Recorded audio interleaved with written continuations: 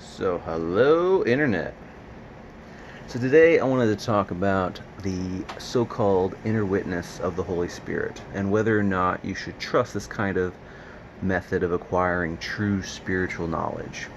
Can you just pray hard and discover the truth of some religion deep in your own heart? I mean, the obvious problem with this is that any religion can ask you to do that, and it can work just as well for any of them. This is a flagrantly untrustworthy method of acquiring knowledge about the world, spiritually or otherwise. The folly of this is hilariously illustrated by prominent Christian apologist William Lane Craig, where he's forced to refute himself on whether an inner witness of the Holy Spirit really does permit you to skip all those pesky worldview debates and life issues Christian religion wants to claim faith victory on.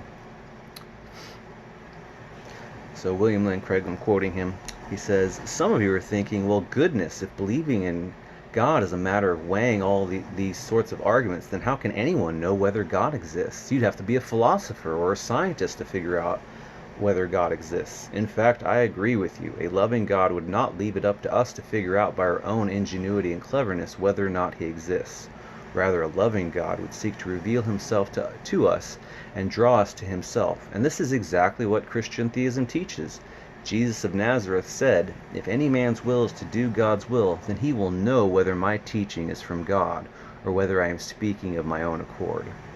And Jesus promised that the Holy Spirit of God would be given by him to convict and draw persons into loving relationships with himself." But William Lane Craig has to admit this too.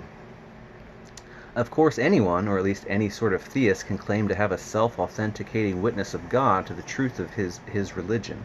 But the reason you argue with them is because they really don't. Either they've just had some emotional experience, or else they've misinterpreted their religious experience.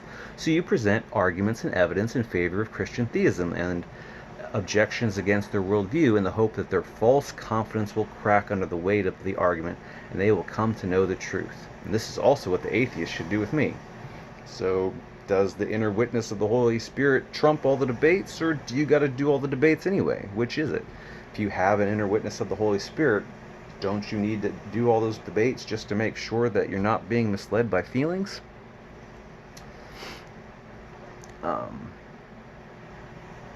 So Christian apologists defend a so-called inner witness of the Holy Spirit. Mormons tell you to go pray to God to see if the truth of Mormonism is real.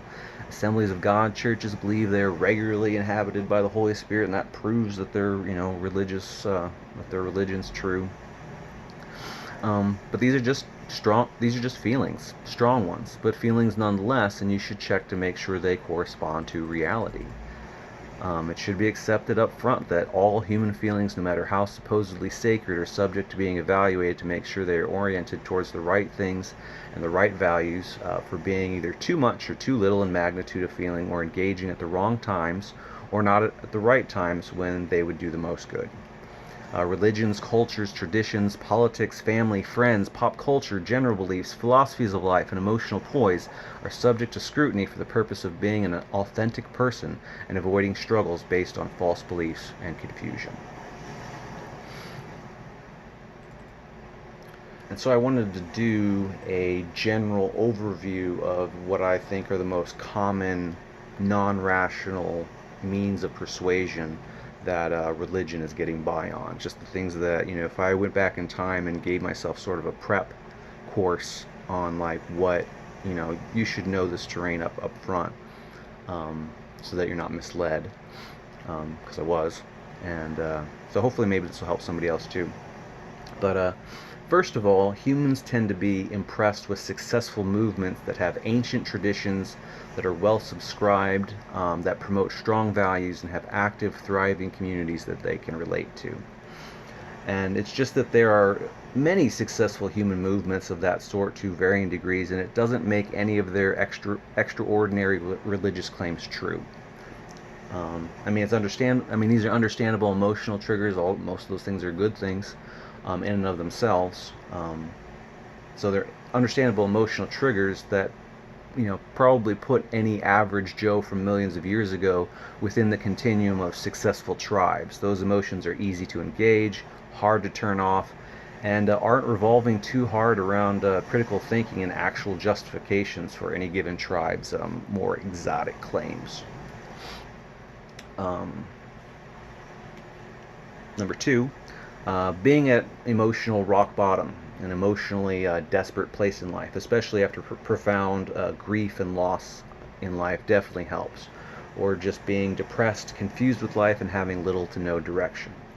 If you are emotionally primed and ready, you'll be more likely to accept a bad answer to your emotional question. And religion is dying to be there for you with that bad answer.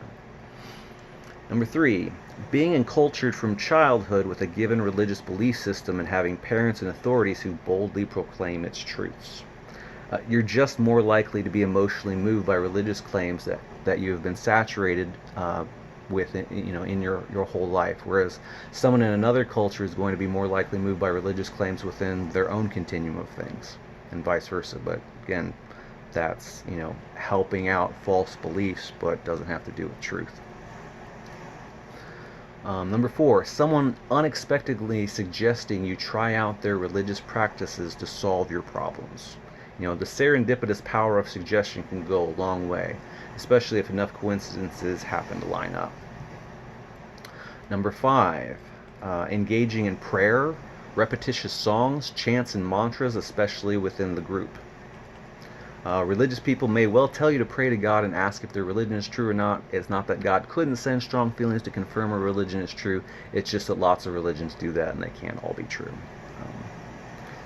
Additionally, combining the prayer with going without food, water, and sleep for long periods of time, fasting. Monks will intentionally do these things to, they're trying to have a profound religious experience. But unfortunately, this is also an excellent way to especially prep your mind for hallucination. They may tell you that you are turning on the divine radio transmitter, but why is it on the same frequency as blatant self-deception? I mean, if you're just opening yourself up to hallucination, like, what do you think's going to happen? How can you confirm that whatever you're experiencing, legitimately corresponds to some god? It's a really good way to be self-deceived.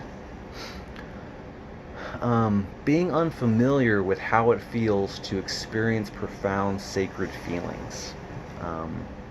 Knowing how different cultures express the generic human sense of the sacred to the profane spectrum is helpful.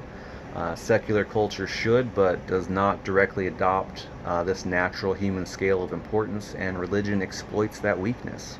I highly recommend reading Jonathan Haidt's book, The Righteous Mind: Why Good People Are Divided by Politics and Religion.